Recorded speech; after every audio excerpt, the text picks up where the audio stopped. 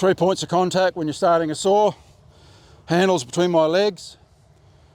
There, and the pull start, and I never let go of the pull start, even when it fires. So I'm in choke position. Up one click.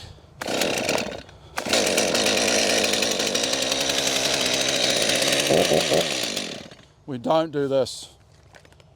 All right, if it's a big saw like a 60cc plus and it does a half fire and comes back on you, it'll kick back. A half fire will send that chain moving just for one rotation and it'll get you right here. So you never do that. It's just simple as that. The other option is this, which I hate because I don't like bending over.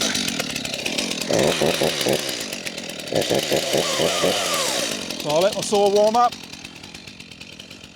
I'm looking for the right end. I want a square taper. I'll pick the big end, the ugly end, and I'll put it at my mitered side because I can cut all that off. My good end I'll put in the ground. So I'm looking for square, and that's a good square end. And so is that, so it really doesn't matter. But I always do it. Always look for the square end, put it in the ground because that's what meets your block. We've got some plugs, Emma's.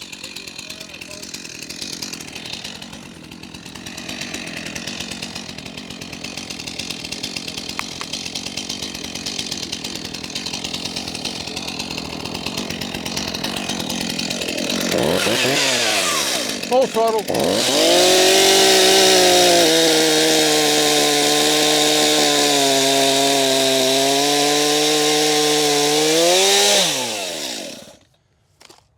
Okay, that first cut, when I'm cutting, in my mind I'm undercutting.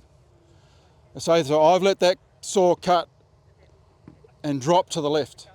When I do my right side, it's going to drop to my right. So my cut's going to be like that.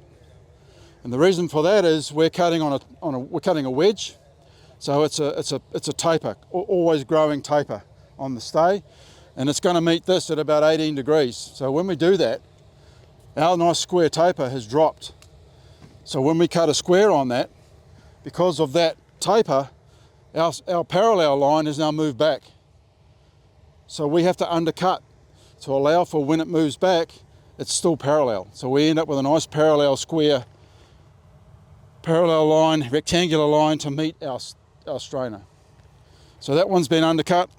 And I always go a little bit narrow because you can cut back to widen your footprint.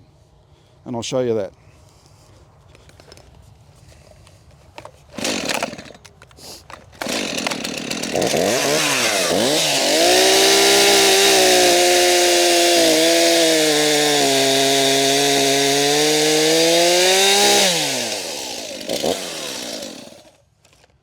So you'll see what I mean.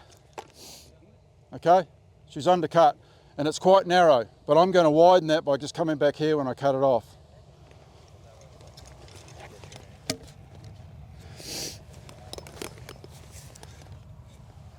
I'm also what we call drag cutting. So the chain is dragging the cut with the grain. I'm not upcutting it, which is this way. Because if I do that, I end up with a very furry cut because I'm now cutting against the grain. And all those fibres turn and you end up with a very furry cut, which means I've got a lot more work to do with my hand plane when I want to clean it up. So the reason for the support on the block and the way that we've got it positioned is so that we can drag cut. I mean, you can just chuck this on anything and I can cut away all day long like that, but you end up with a bit of an ugly cut. It's just more cleaning. So by doing that, you're saving a bit of elbow grease. So once I've done that, I then rotate it 90 degrees and I effectively do the same thing, but I'm not going to undercut it. I'm going to cut it parallel because that's my top and my bottom.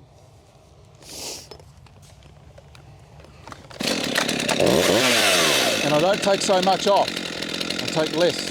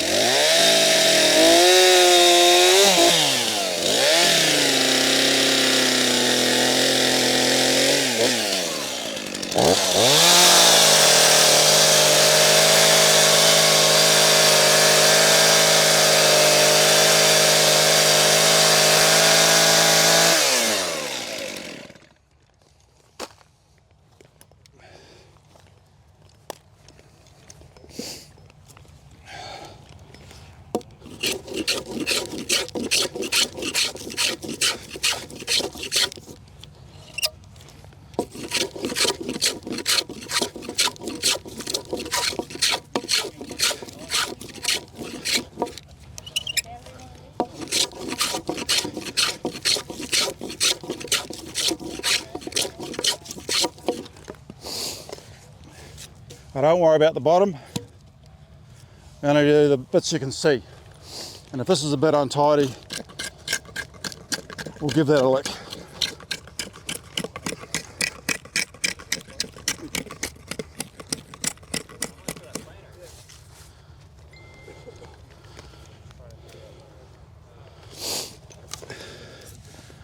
Right, you better come and have a look before I stick this in the hole. So they should be roughly parallel. I'll take pictures of your back. So this top cut is represented by that cut as a 90 degree. There should be a 90 degree there. So that's just done by eye. I'd say 86. So that's not quite 98. I was going like 87 myself. And the reason for that is when I've done my mortise is going to be about that deep. So I'm going to end up with about that much flat sitting outside. That, to me, that's a little bit much. I wouldn't actually normally have done that much. That saw's pretty sharp. But yeah, so that's... Looks a bit new. Pretty brand new. That's about the mortise depth. And that'll be what's left sitting outside the hole when she's in. So when it's in place on that post, there's a lot of force going that way and that way. So that's why you need that nice and square. The other thing to consider when you're doing your first shape, you've got two things actually. One is the size of this, and the other is the size of the king post itself, and that's very small. For me, that's tiny. Back home we'd be this big. So that represents the width of this in relationship to its aesthetics as to what it's going to look like when it goes in that post. You're going to find this is going to look quite big in that little post. So do you understand what I mean by that parallel effect being achieved by undercutting these two sides? It's because of this continuing taper. As it's tapering, so it's getting wider. As you come down that cut, it's wider. So by me moving my saw down when I dock that, I've got a wider end. It's the same with the bottom. So you need to undercut to be able to keep that roughly parallel.